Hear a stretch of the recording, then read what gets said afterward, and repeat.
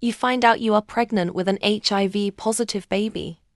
Because of your husband who never told you he has this disease. You also find out your best friend was the one who infected your husband and has been sleeping with him for years.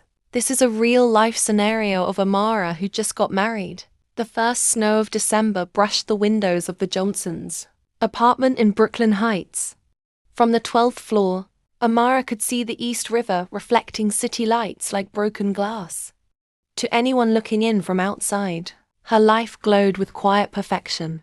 A nurse married to a successful man, Denzel. But lately, even the glow of the city couldn't hide the chill she felt inside her own home. Denzel had changed. He was still gentle, still remembered her tea without sugar, still smiled when she laughed too hard at corny Nigerian movies. But something about him had gone distant, like he was standing behind a wall only he could see. He worked late, came home exhausted, and sometimes stared at her as if seeing a ghost of the woman he'd married. Amara had convinced herself it was just work stress. Finance in Manhattan could be brutal, and Denzel had always been ambitious. But then the sickness began, fatigue that made her bones ache, fevers that came and went, a cough that refused to leave. She tried to treat herself quietly, refusing to worry her husband, until the morning she fainted at the hospital. When she woke in the white quiet of her ward, she saw her friend Naomi's face first, wide-eyed, anxious, holding her hand. Naomi worked 2 floors below in pediatrics, and she'd rushed up when the news spread. "You scared everyone," Naomi said softly. "They ran all the tests." "Amara, they found something." Amara remembered blinking hard, trying to focus. "Something? What do you mean?" Naomi swallowed.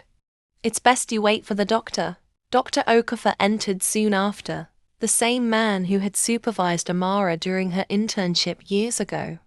He looked tired, but his voice was steady. "Amara, your test results came back. You're pregnant, about 6 weeks." Amara felt her heart lift and sink all at once. "Pregnant?" she whispered. I didn't even know."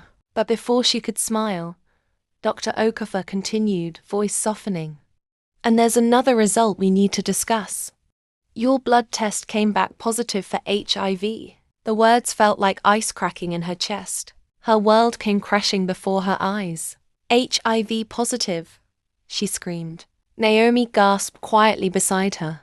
Amara could barely breathe. "That's not possible," she said, almost laughing. "There must be a mistake. My husband and we're fine. I'm a nurse, doctor. I know how these things spread. There has to be a mix-up. I've seen the results myself," Dr. Okafor said gently. "We'll run a confirmatory test, but I'm afraid it's certain. The good news is that treatment can keep both you and your baby safe. But we must start immediately." Amara sat there in silence, staring at the white tiles on the floor. Her hands shook, but not from fear, from disbelief. She felt her world shrinking, folding in on itself like a paper map. That night, back in the apartment, Denzel was waiting for her. He rushed to hug her when she came in, but she didn't move. The snow outside had turned to sleet, streaking the windows like tears. "I went to the hospital," she said. He froze. "You didn't tell me you were going." "I fainted," she replied. "They ran tests." Something in his face shifted just slightly, but enough for her to see the fear. "Denzel," she said slowly, "I'm pregnant." His eyes widened, a flicker of joy, quickly swallowed by worry. "And," she whispered, "I tested positive for HIV." He stared at her, like the air had been sucked out of the room. "Amara," his voice cracked. "Please let me explain." But she didn't want explanations. Not then. Not with the sound of the city humming below, and her heartbeat roaring in her ears. She turned away, gripping the counter until her knuckles went white. That night she slept on the couch. The next morning she called Naomi. Her voice trembled. "Can you come over?" "Please." Naomi arrived within 30 minutes, still in her scrubs, hair tucked under a scarf. Amara poured 2 cups of tea but barely touched hers. I need to tell someone, Amara began. Denzel infected me. I don't even know how. He's the only person I've ever been with.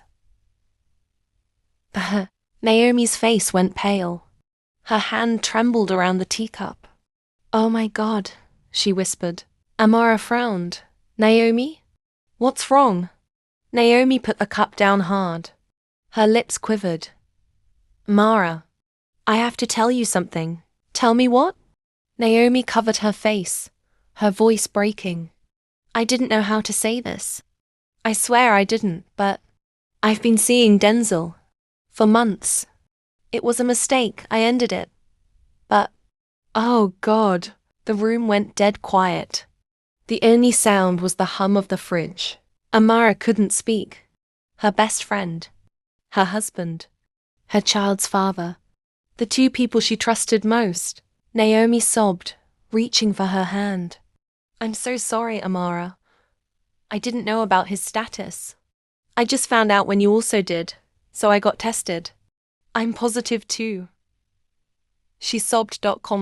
Amara stood slowly, the mug shaking in her hands until it slipped and shattered on the floor. She stared at the pieces, at the reflection of the city light on the tiles, at the life she thought she understood, now broken beyond repair. She didn't scream. She didn't cry. She just walked to the window, watching snow drift over the city, her breath fogging the glass. Inside her, something had gone quiet, not empty, but still, like a storm saving its strength. Amara didn't go to work for a few days. She stayed home, sitting by the window most of the time, watching the snow fall on the streets below. Everything felt far away. The sound of cars, the voices of children playing, even her own heartbeat. When Denzel came home, he tried to act normal. He brought flowers, cooked her favorite food, and kept saying he was sorry without really saying why. Amara watched him quietly. She didn't touch the food. Denzel, she said at last. How long have you known? He stopped moving. Known what? She looked at him sharply. Don't lie to me. How long have you known you're positive? He sat down slowly, like a man who had finally run out of strength. Almost a year, he said softly. Amara felt the air leave her chest. A year? She whispered. You've known all this time and you still... Her voice broke. You still came near me? You still looked at me like everything was fine. Tears filled Denzel's eyes. I didn't mean to hurt you.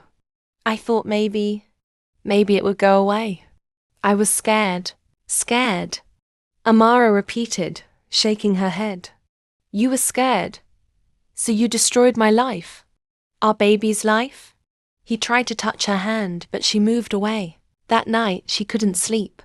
She sat by the window, holding her stomach. I'll protect you, she whispered to the baby inside her. No matter what happens, I'll keep you safe. A week later, she went back to the hospital to start treatment. Dr. Okafor met her in his office. He explained that with medicine, she and her baby could still live a healthy life. Amara nodded quietly. I'll do everything I can, she said. As she left the hospital, she saw Naomi waiting near the entrance. Naomi looked thin, tired, and full of guilt. Amara, she called softly. Amara stopped but didn't move closer. Naomi's eyes filled with tears. I'm sorry, she said. I know sorry isn't enough. I wish I could take it back. I was weak. I was lonely. I didn't know how much pain I would cause. Amara looked at her for a long time. You hurt me, she said quietly. But I can't carry hate forever. I need my strength for my baby. Naomi started crying.